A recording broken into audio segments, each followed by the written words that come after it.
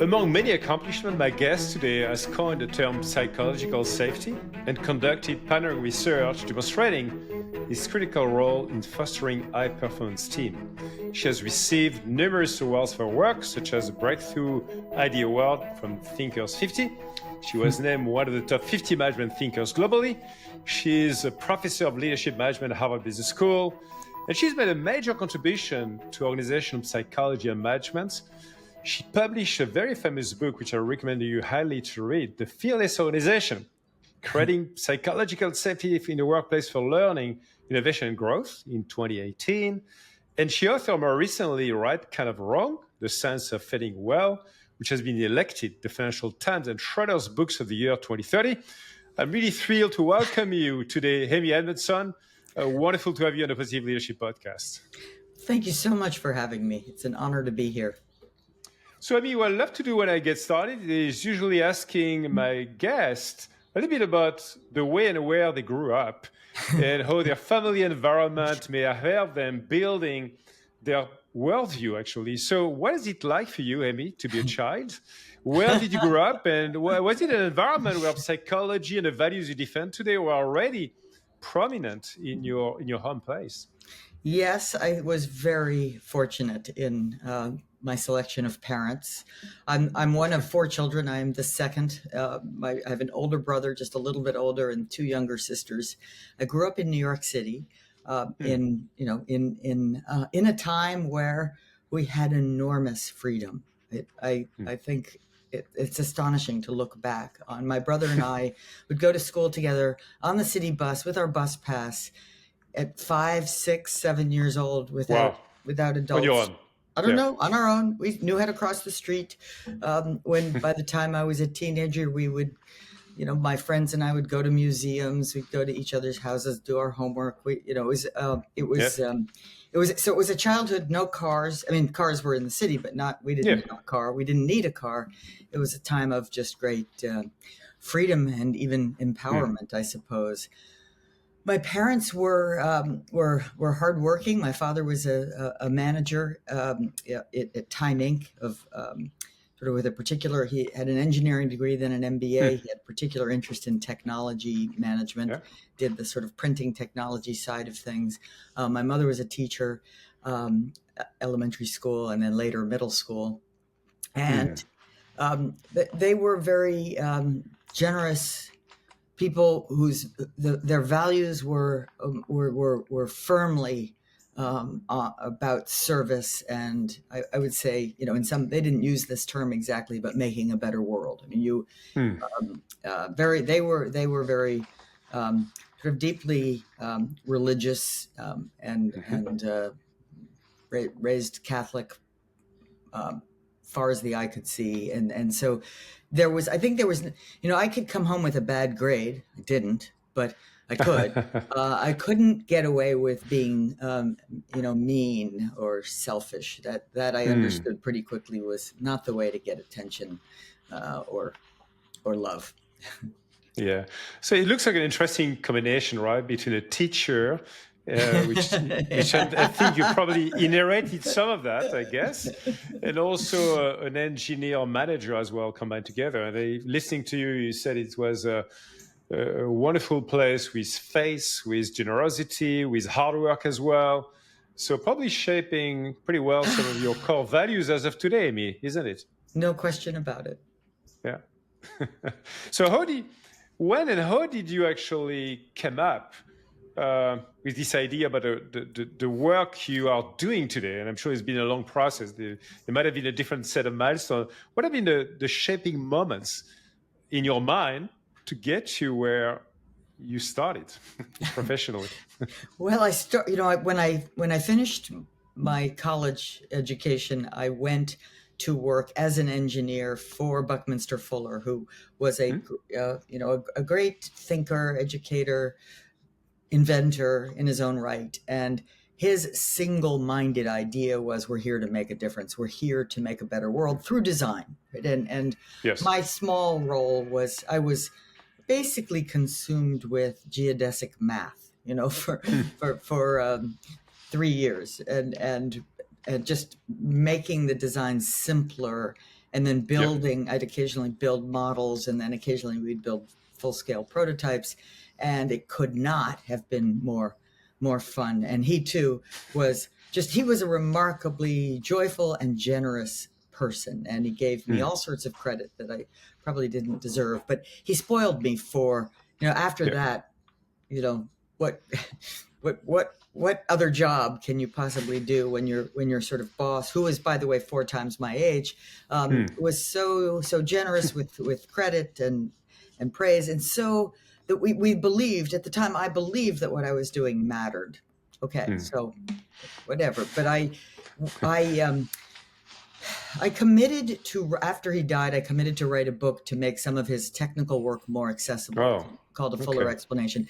And it was a stupid thing to do in many ways, because I wasn't a writer. I didn't know how to write. But you did it. But I did it, right? So I did it. Okay, so, and in a way I knew that if I didn't that I had to give back in a small way. Yes. I had to kind of, I had all, my hard drive was full, and I had to put it somewhere or I wouldn't be able to move on. And then after that, I got a job. I mean, almost by happenstance, I was giving a talk about Fuller's work at a big meeting in Aspen, Colorado, and an entrepreneur and wonderful man and thinker named Larry Wilson, who had founded a company called Wilson Learning and was in the process of founding another one called Pecos River Learning Center, asked me to come work for him. So this is how I got into organizations and business. And I had, and I loved it. Right?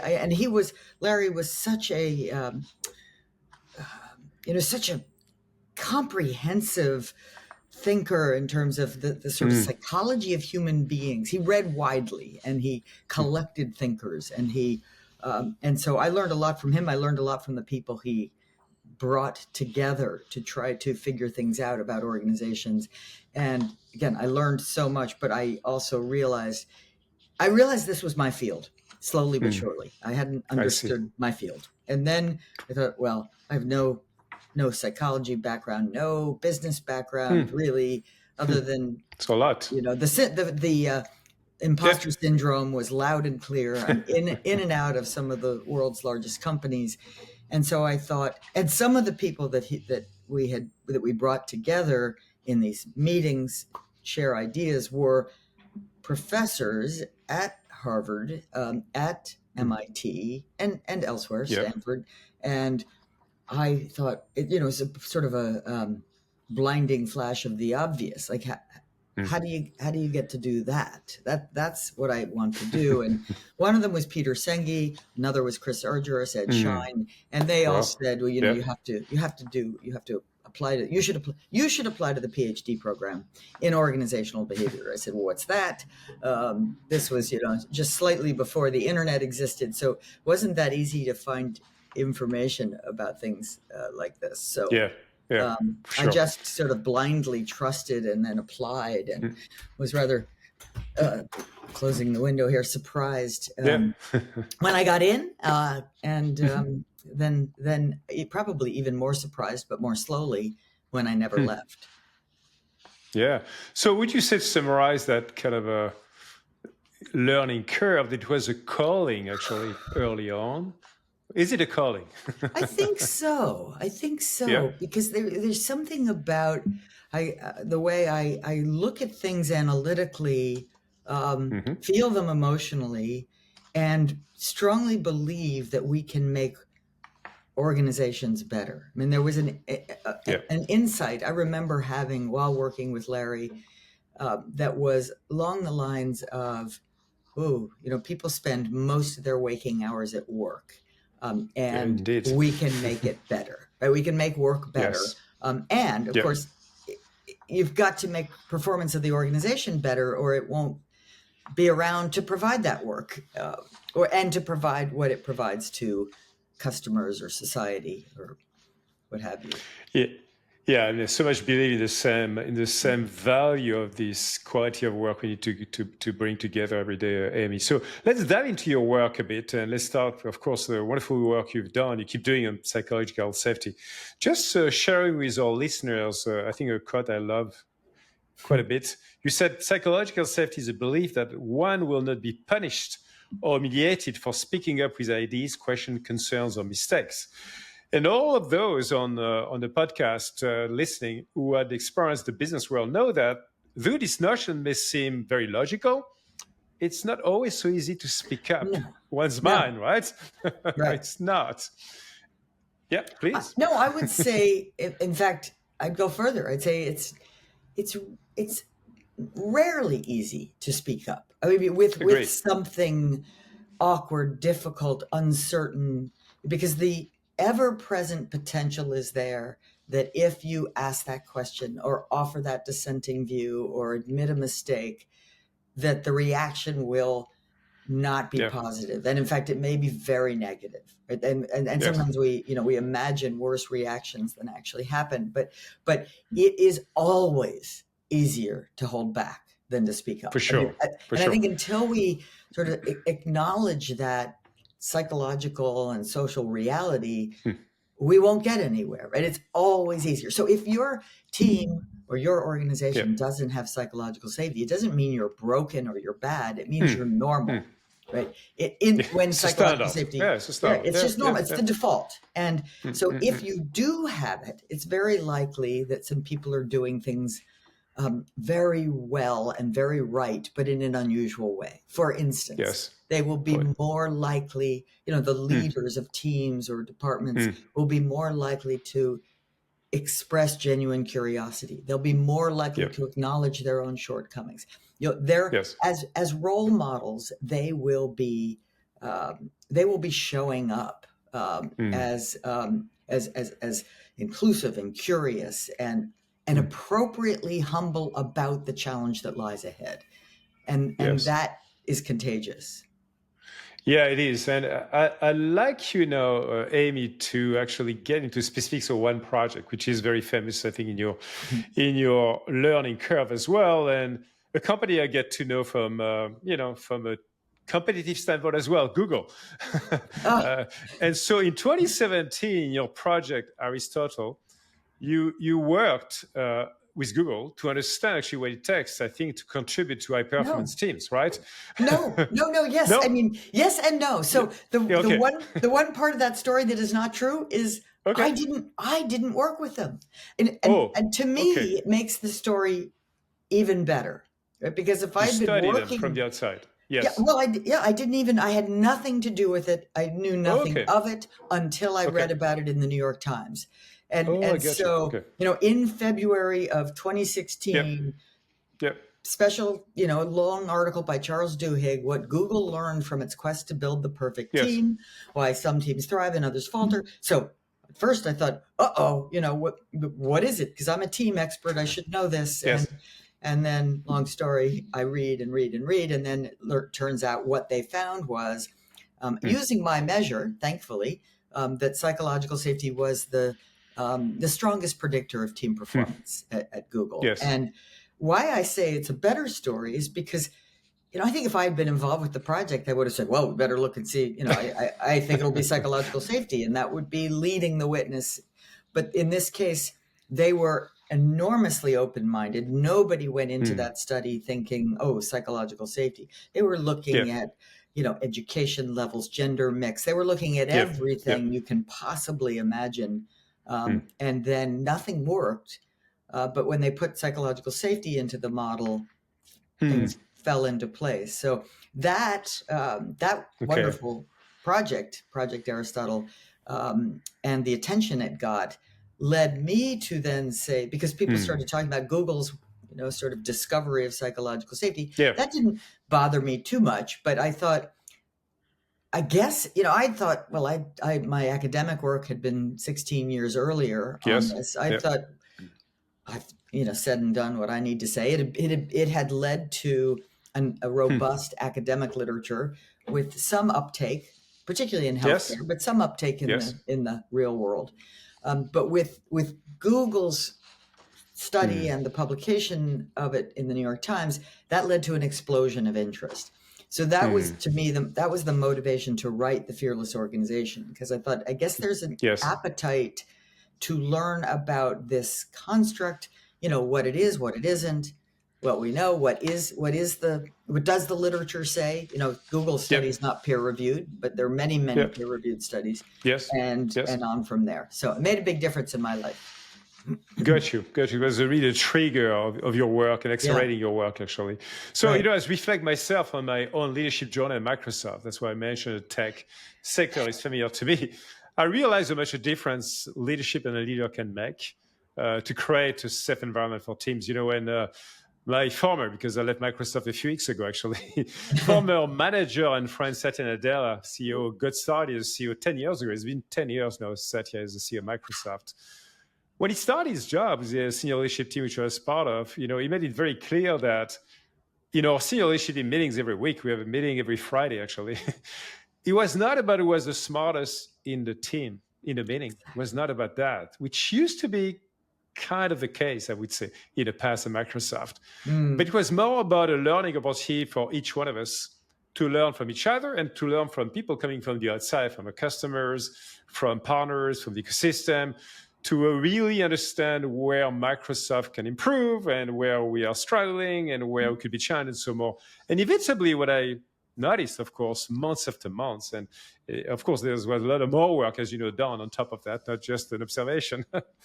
We saw that when more junior people from our teams were coming to present to the senior leadership team, which is a very stressful exercise for many teams, going to the top executive committee and presenting something is a big deal.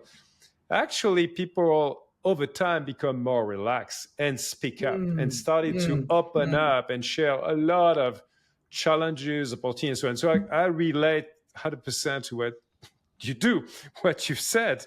And I believe there's so much potential in measuring, assessing, understanding where you start and where you can bring the organization to each level. Yes. Learning. I mean, it's really, and I love the emphasis on growth mindset. It's, a growth mindset flourishes in a more psychologically safe environment, just as you described. And it also fosters psychological safety, right? So it's a kind of positive feedback loop, because ultimately it's all about continuous learning, both improvement learning and innovation learning. But it's that requirement to never pause and think, we've got this, right? We know we've got all the answers now. Let's just execute. Right? We have to execute, but we're executing with a learning mindset where everything that happens is data. Yes. So going back to you, Amy, I always love to ask some more personal, professional questions as well, if I may. Can you recall and share with us some specific moments in your life, personal, professional life, where you felt about that psychological safety missing or actually being embraced collectively? And how did you react to that? What was your role?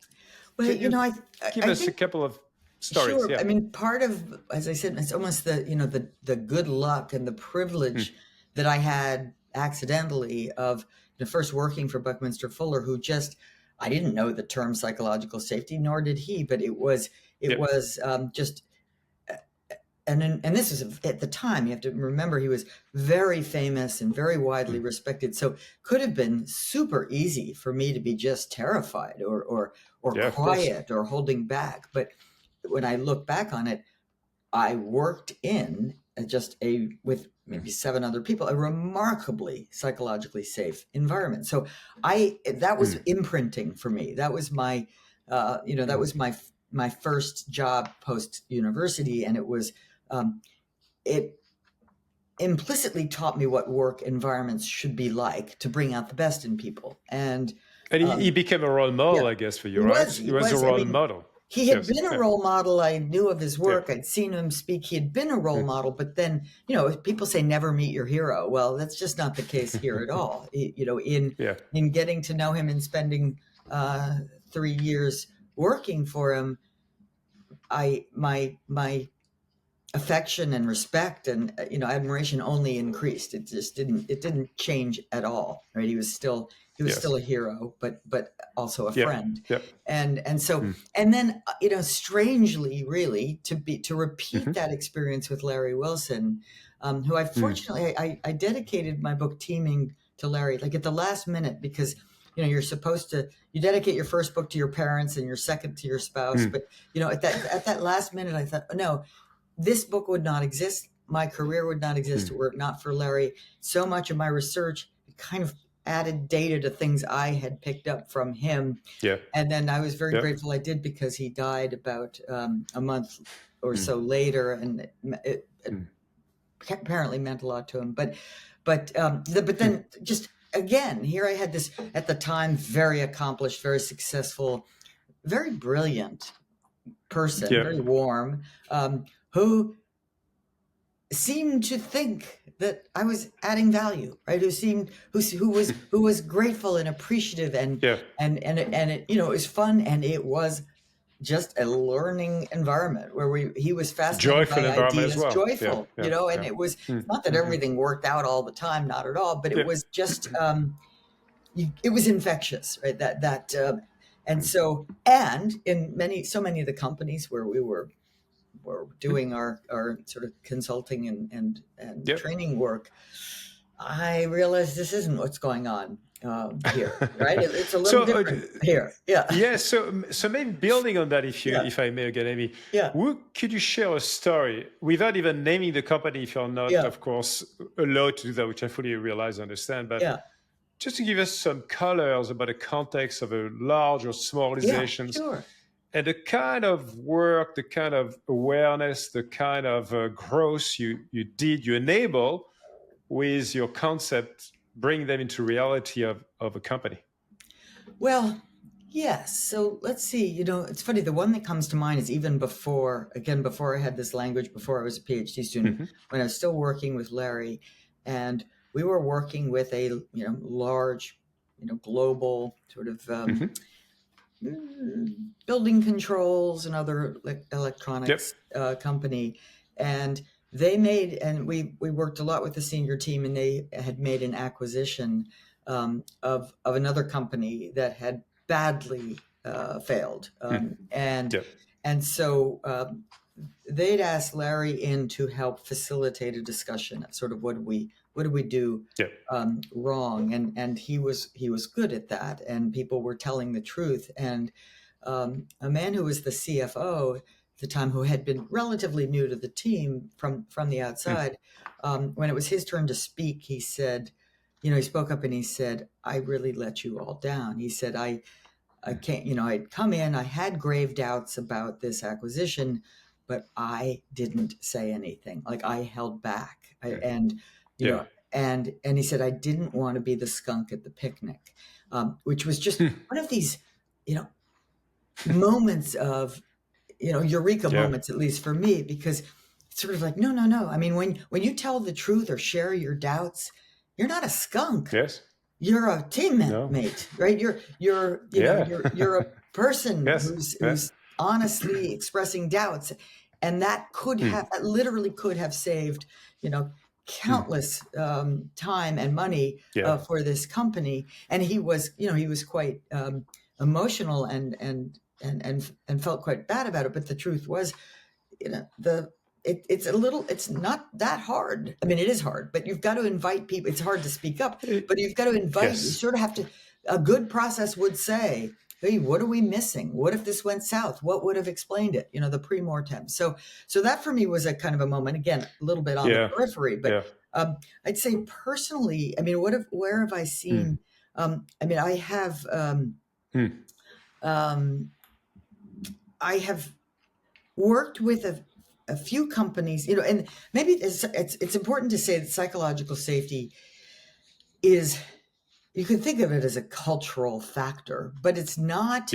It's not culture; it's climate. And the reason that matters is that I have rarely been in an organization, and any organization of real size will have heterogeneous psychological safety, right? That it's very mixed. Team level. It's very mixed, because middle managers are very mixed, and even department chairs or leaders are very mixed. So it is, you know, you can be in a large company where you'll find a team that is just thriving, learning, speaking up, you know, and then experimenting, and then you'll be over here and everybody's very, you know, much holding back, rigid, and so.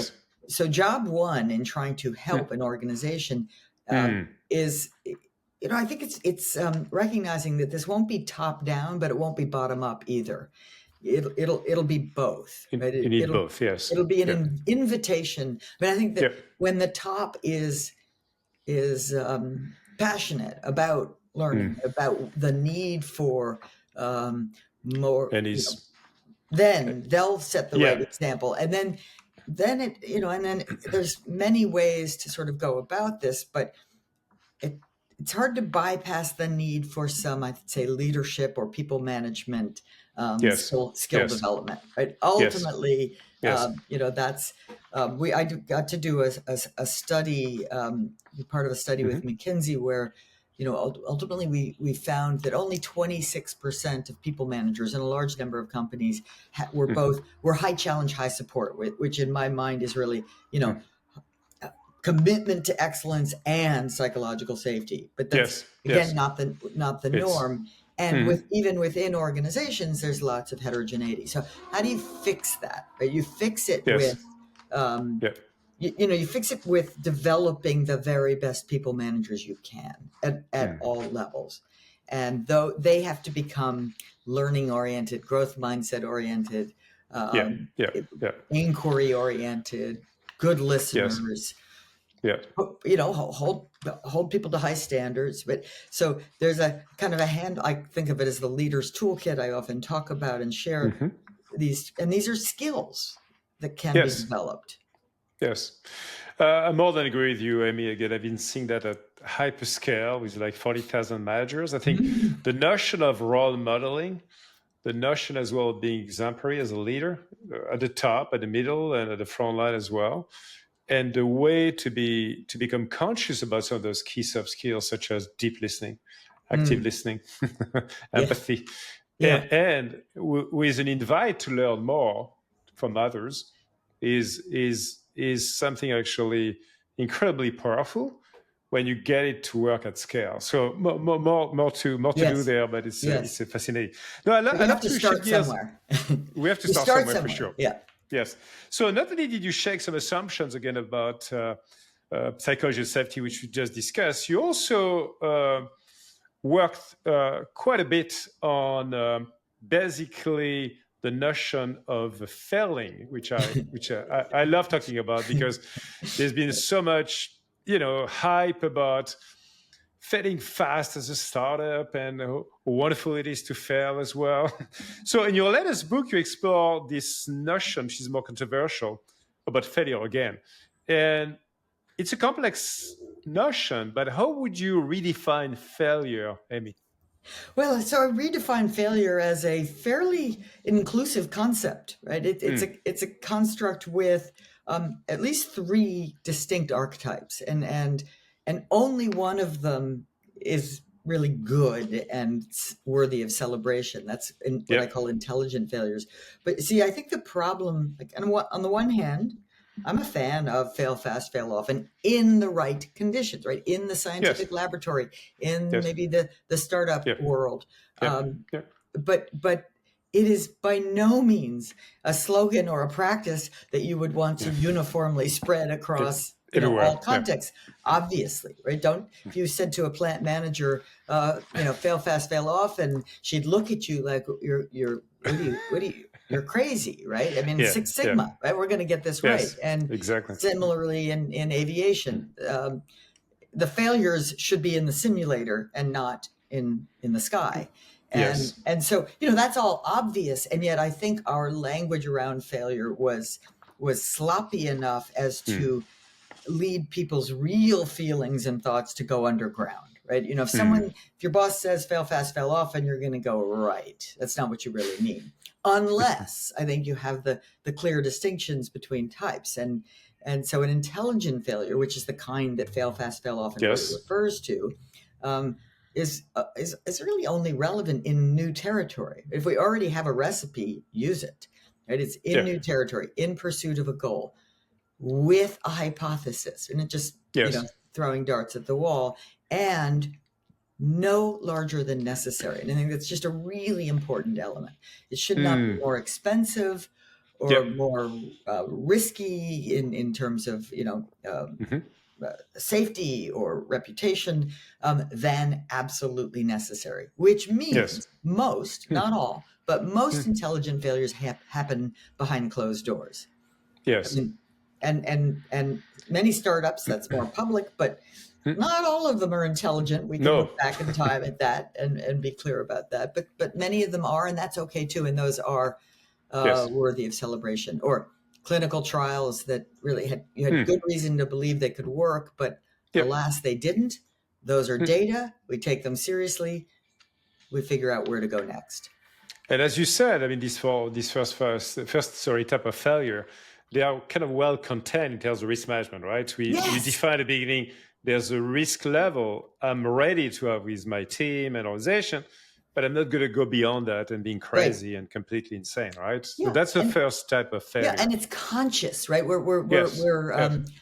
We discuss it explicitly. Here's the risk. Yep. Here's why we believe it's worth taking.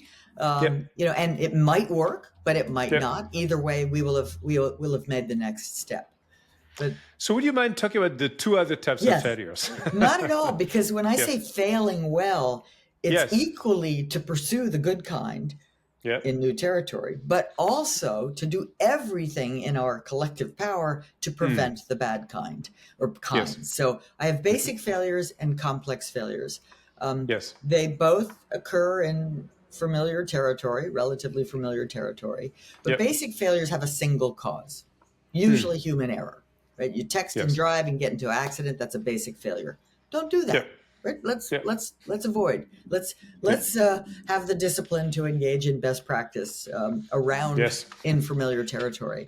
And complex failures are multi-causal. They happen when a handful of contributors come together in just the wrong way. Often, not always, but often they unfold over time. And here's where psychological safety comes back in, because often, kind of like that very bad acquisition at the company I told you about, that's a complex failure in a way. The reason it wasn't stupid, it wasn't straightforward, but they are often preventable if someone speaks up in a timely way about a concern that they have. Boeing 737 MAX comes to mind. But they are, the reason why they're not just basic failures, more complicated, is because generally any one of the factors on its own would not cause the failure. It's the combination, it's the interaction effect. Yes. I'd love you to talk about a very specific example, which I think is what I would call a mission critical scenario in healthcare, where I think you got started in understanding the cost but also the learning of a failure. Would you mind telling us the story about the story of my of your own research. experience working in research, absolutely, in a healthcare environment. So when I was a PhD student, again with this broad interest in learning and learning organizations, I was given the opportunity to join an existing and good-sized study of medication errors in two Harvard teaching hospitals. And I said yes because of the obvious connection between error and learning. So I thought, okay, so you got to start somewhere. So I'm going to go study. And my research question was, do better teams, measured according to a team survey that had been developed by my advisor, Richard Hackman, do better teams have fewer medication errors? Now, that seemed darn near obvious to me, right? Because patient care in hospitals is a very interdependent, handoff-laden process that better teamwork should almost certainly lead to lower error rates. And so I did the survey month one, waited for 6 months while trained nurse investigators were collecting data on error rates. I then had the chance to put them all into my statistical model, correlate the relationship between various teamwork measures and error rates, and lo and behold, there was a positive, statistically significant correlation, but in the wrong direction. And that really threw me shocking, right? And at the time, of course, I'm early in my academic, very early in my academic career, and I just, it was a failure. Make no mistake, I had failed to support my hypothesis. Yes. I felt scared and Hmm. kind of despondent even. Yeah. I was Yes. scared to tell Hackman, my advisor, that this, The supervisor. Yeah. this failure. And of course, I came to my senses slowly. I started to think, it's like, okay, wait a minute. First of all, I checked, like crazy. Where did I All the make a mistake? data. Yeah, Yeah. where did I make, Yeah. what did I do wrong that made, Yeah. and then, like, did I enter things wrong? Anyway, no, right? Ultimately, no, I didn't make a mistake. Uh-oh, too bad. But then it suddenly occurred to me, almost a blinding flash of the obvious, that maybe the better teams don't make more mistakes. Maybe they're more willing to report them. So I told Richard Hackman all of Yep. that, and he thought that was a reasonable possibility. There were some secondary analyses I could do that lent support to that idea, but the principal investigators, the physicians in charge of the Yep. overall study,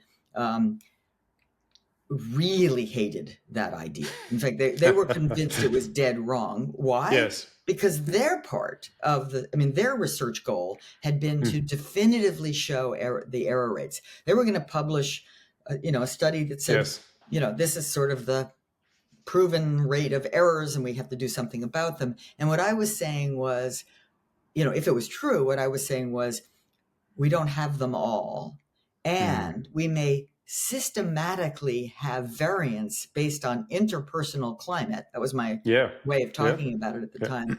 That is, and to them that was so soft and subjective and unlikely. And so I guess, their skepticism bordering on negativity ended up being a gift, because I had to really work harder, not only in analyzing secondary analysis of that study, but also in designing the next study on purpose to sort of show or to test, because I wasn't sure really, to see whether there were differences in interpersonal climate across teams within the same organizations. And if so, whether that had led to differences in behavior and ultimately performance. Yeah, but I think just finishing this story, one point which is super important you highlighted, I think, in this research and the work you've done is this notion of transparency, right? Of ability to open up on your failures and mistakes and errors, and bring that to the team, to the table, to different constituencies, to say, hey, this is what we've done, this is the result, and what can we do better based on that? Basically, later, a few years later, I married. I met and married my husband, who's a scientist, and so then I became far more. By that time, I'd been doing a lot of thinking about these things, but in his line of work and sort of in biology, he estimated 70% of the experiments they run fail, right? But the 30% are pretty darn exciting and new. Yes. So you're not really a researcher if you're not failing. And so my initial response was unhelpful, right? And not particularly thoughtful, and painful, but it's once you realize, it still doesn't make it fun, but once you realize that failure is a part of progress in any new field and a part of success in any field, then you can feel better about it. Yeah. So maybe just finishing on this notion, of course, of failing, it would be interesting to go back to the kind of the parenting stories as well. You relate to your parents, not necessarily your own stories, Amy, but, very often I would say when you grow up, right, parents tend, depending on the parents you have, obviously, some, I would say many would tend to encourage us to succeed. They would congratulate us for a good grade, Amy, wonderful job, And but sometimes they would say failure, Amy, is not an option, right? And we hear that as well from coaches and parents, bosses as well. So is it a dangerous, actually, motto? Failure cannot be an option? And if yes, what would be your advice to parents on the call, maybe, or teachers? Absolutely. So I think it's a dangerous, this is nuanced, right? It's a dangerous slogan, because unless it is clarified, and I'll clarify it in a moment, the main message you hear, the main message the kids hear, the students hear, the employees hear is, when things go wrong, don't tell me about them. The main impact you will have is that you will be kept in the dark. as a, Yes. as a parent, as a boss, right? So you don't actually want that. You will have had a better week if you're not hearing what's really going on, Yep. but ultimately that's not effective parenting or leadership. Yes. And so the more nuanced, I mean, because we do want to convey high standards, right? Yeah. And we do want to succeed in high stakes environments. So, Yes. so the nuanced message is, I believe, with your skill and with your hard work, it is possible to achieve this objective. Right? That I believe that success is within grasp, and it's not going to be easy or straightforward. There will be bumps in the road. So when you encounter them, speak up quickly. I mean, it's going to be about problem solving from here on. So with parenting, I think we've been on the wrong, we've been sort of on the wrong slope over certainly my lifetime, where kids are being raised with more and more emphasis on success and protecting them, whether it's the snowplow parent or the helicopter parent, protecting them from experiencing any disappointments. Every child gets a trophy, etc. And in many ways, I think one of the best antidotes to that is organized sports, but really organized sports where at the end of the day, there was a team that won and a team that lost, and that's okay, right? That's okay. If you want to play sports, you will. You know that you won't win them. You cannot win them all. Just it's the nature of the game. So I think that helps kids build failure muscles. But not everybody wants to be an athlete, so there should be other ways to build failure muscles. You should be encouraged to try challenging projects and relish the learning from the ways they fall short from the original goal. Because if everything hits its goal, you're not stretching. You're not setting your goals high enough. So one area where I think your work has been is very valuable, Amy, is the notion of fitting well. And you discussed it a little bit, but I think it'd be great maybe to go back to one of your life stories. Again, I'm sorry to ask you again that. When was a situation where you failed well, but you wish that someone would have taught you at the time, what does it mean to fail well? So in a way, you didn't fail well, but you wish that you had that wisdom at the time, right? To fail well. Oh, dear. I know. I should have thought of something. It's okay. I mean, I almost, it's hard for me to come up with something concrete. I have had many failures, but like the one we just talked about, but it's more, I've beaten myself up more than I should have, right? So the lesson, and I have been privileged to get this lesson. I mean, I've had, good coaching and mentoring, but I've, the mentoring I needed that I didn't have maybe in a timely enough way was, anti-perfectionism. It's not that I've ever really been a perfectionist, but I have certainly beaten myself up for my shortcomings, and it isn't a healthy place to be, right? I mean, I think the ability to forgive yourself for your shortcomings, which are real and will not ever be fully, and to try to improve, but also to be okay being what another mentor, Maxie Maltzby, called a fallible human being. Guess what? We're all fallible human beings. So I'm sorry, that's not a very good answer. Oh, it's okay. I mean, I can actually share, one situation I had in my personal life where I felt miserable about failing. So I didn't fail well. I was at the time the head of Microsoft International, so all of our subsidiaries globally outside of the US and Canada at the time. And I was tasked to basically build a Go Big China plan. And China at the time in the 2000 years, right? So really more than 20 years ago, was like a huge growth opportunity development. But guess what? Chinese society were not very respectful of intellectual property. So when you're a software company, it means that like 98% of your products get pirated, and you don't get any money, any payment for what you do. And of course you can do we did a lot of work, with the policymakers and so on. But who cares at the time? Who cared?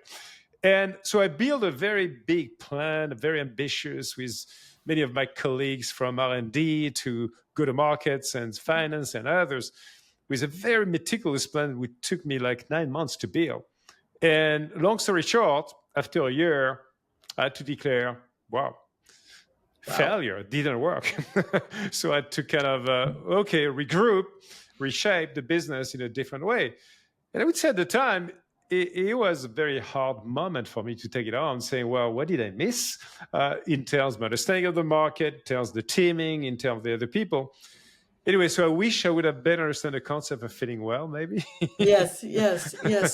But, you didn't get fired, thankfully. No. I mean, it would have been stupid if you had a great boss. Had a great boss, yes. It was new territory. I mean, there's no question about that. And you couldn't necessarily have seen it coming. That's just life.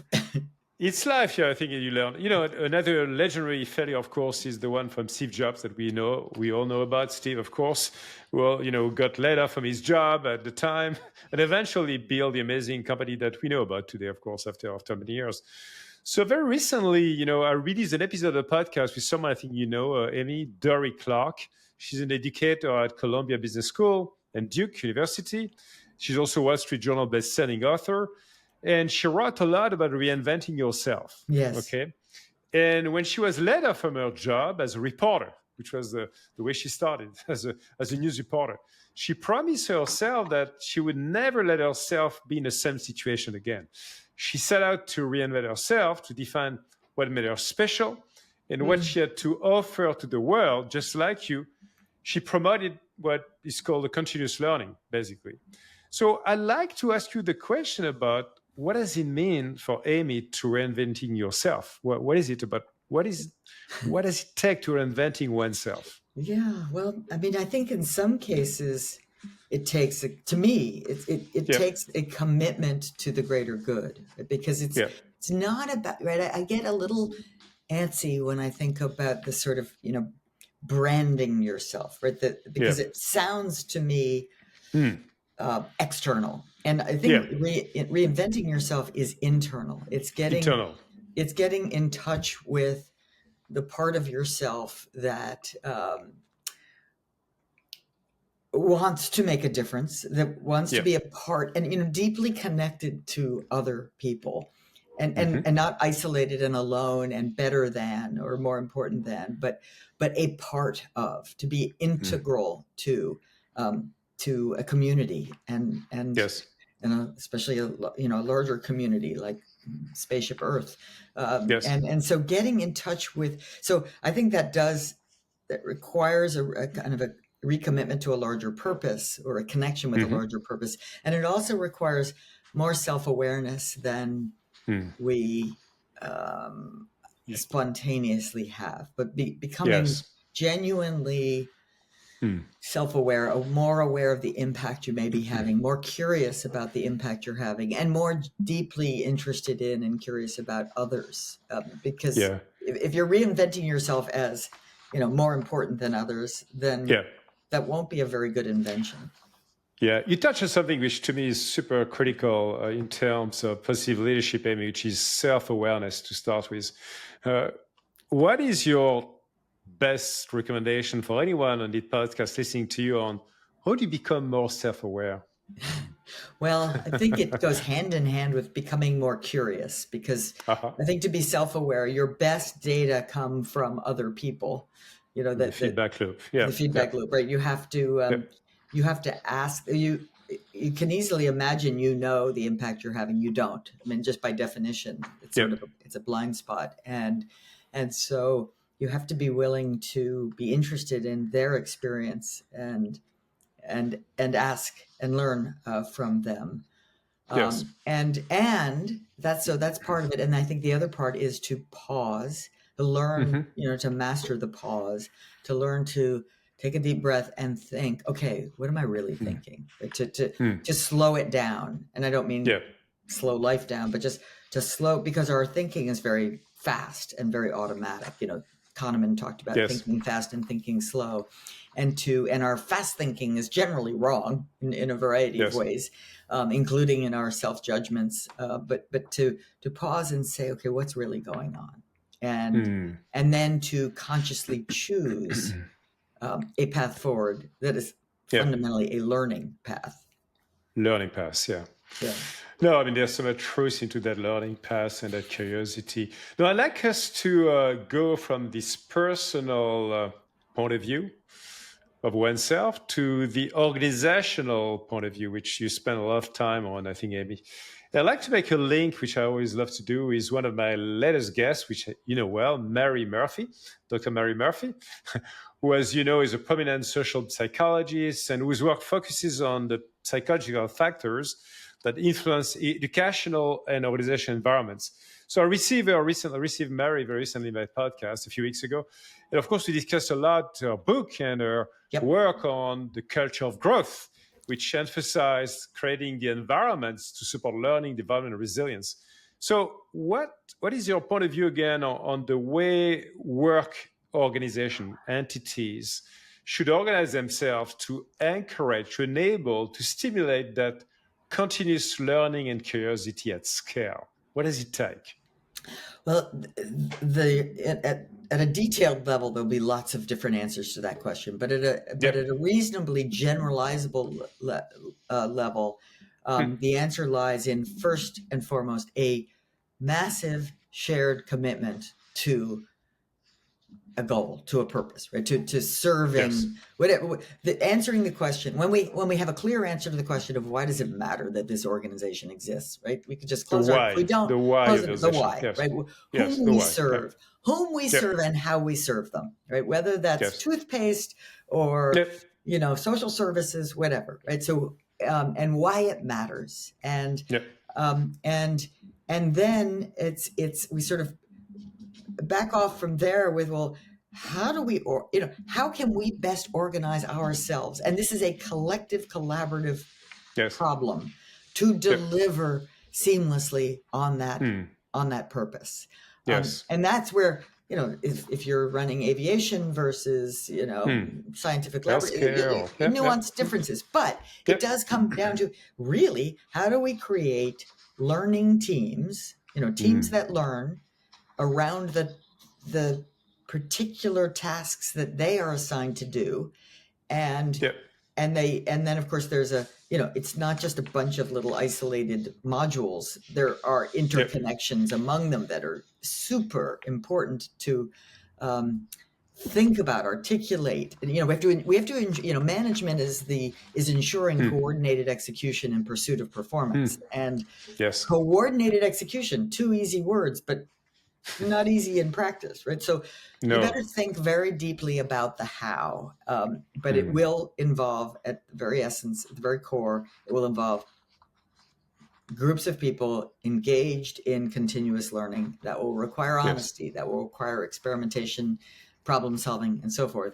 And then finally, building in the sort of measures that help you know how you're doing in an honest way. Yes.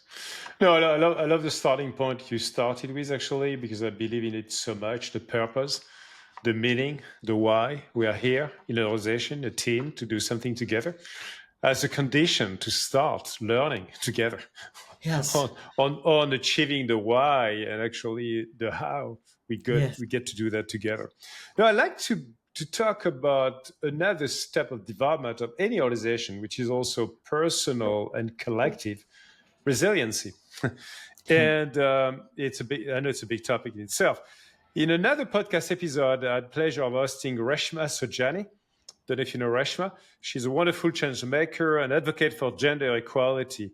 And, at one point in her life, she was actually an attorney, but she decided to run for the U.S. Congress. I know this is a time for politics in the US, but I'm not going to make any comments on the election at this stage. Anyway, so this was a groundbreaking move because at the time, no South Asian woman had ever run for office before. She was 33 years old. She was much younger than any average candidate in Congress because the average was 69, right? And although she didn't win the election, the experience was so transformative for her. It led her to embrace a powerful new mantra that she talked about, which is be brave, not perfect.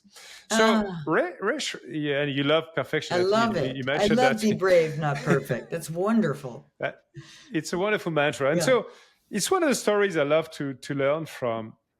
But I also love to quote a sentence from you, Amy, which is about organizational resilience. You said resilience is not just about bouncing back, it's about bouncing forward, just like Reshma actually did it. So how do you define, Amy, how do you define and assess an organization resilience? And can you share us a few concrete examples about how company should rethink themselves to be able to adapt to an ever-changing world, actually, right? And so that resiliency has to be built into the fabrics of the business. Well, I think it starts with recognizing it's not, again, not natural, not easy. Resilience isn't the default, and if you don't have it, you're broken. Right? Resilience is something you consciously build, and I think it starts with calling attention to the challenge of it, right? Because it's always disappointing, and can be. The disappointing can bleed into crippling if you don't watch out. So always that learning frame, which is where do we go from here? Right? How do we take the data of our recent past experience and use it, put it to good use going forward? That has to become a habit of mind. Or if not a habit of mind, at least a kind of formalized process. We build in tools and supports to help people do that. Because in our volatile, uncertain, complex world, this is setbacks are going to be a given, not a surprise. And so how we respond to setbacks becomes the differentiator between the organizations that are excellent and continue to stay alive and thrive, and those that don't. There's a wonderful story about Pixar, which is definitely one of the organizations I will highlight as effective, as a learning organization, as an organization that's put in place structures and processes to build candor and psychological safety. Right? They had obviously. Enormously successful movie Toy Story, then subsequent enormously successful movies, and then it got to the time of doing Toy Story 2, which ultimately, as probably everybody knows, was also a big success. But there was a moment in that project where someone made basic failure, someone made a mistake, and they lost everything. Right? They lost all of the files that contained huge deal. It's a huge deal, right? So, I mean, normal company, everybody's going to be fired on, not everybody, but everybody touching this failure is going to be fired on the spot. No, they ended up being able to piece back together a lot of the data and sort of take it again, face forward, and build in some additional structures to ensure that never could happen again. Because that's obviously a devastating loss of value. But it was there was no moment where anyone was punished. There was only what do we learn, what do we do, right? And now, I mean, I want to be clear about this, right? Because this was not the result of a person being either sloppy or stupid. It was a tiny bit careless and a tiny bit bad luck. But how you react when things go wrong is mission critical, because it's got to be sort of forward facing, learning oriented. So kind of a great story back in the day about IBM's Tom Watson, where some sort of high potential middle manager is associated with a very large, financially large failure, and he's called into the chairman's office. He assumes to be fired. Of course, that's not what happens. What happens is Watson says, when the man sort of nervously says, well, can we get this over with? Fire you?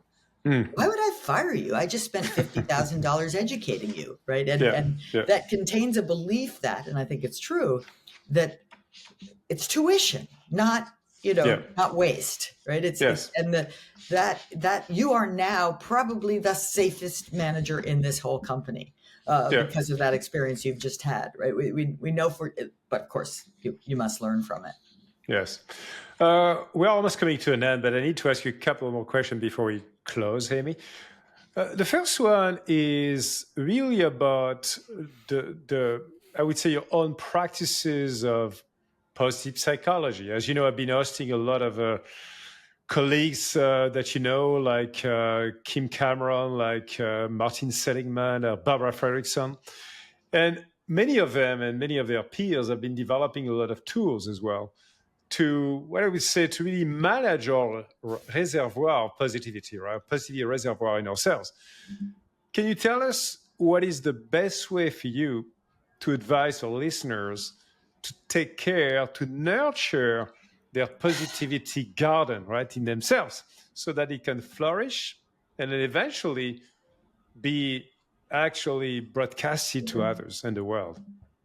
So I'll share the model that I learned, from Larry Wilson, who really learned it from or simplified what he had learned from Maxie Maltby. Now, Maxie was an African-American psychiatrist who was born in about 1929 and spent some time in the Korean War and working with prisoners of war. And he got very interested. He had been a physician, but then he got very interested in psychological challenges.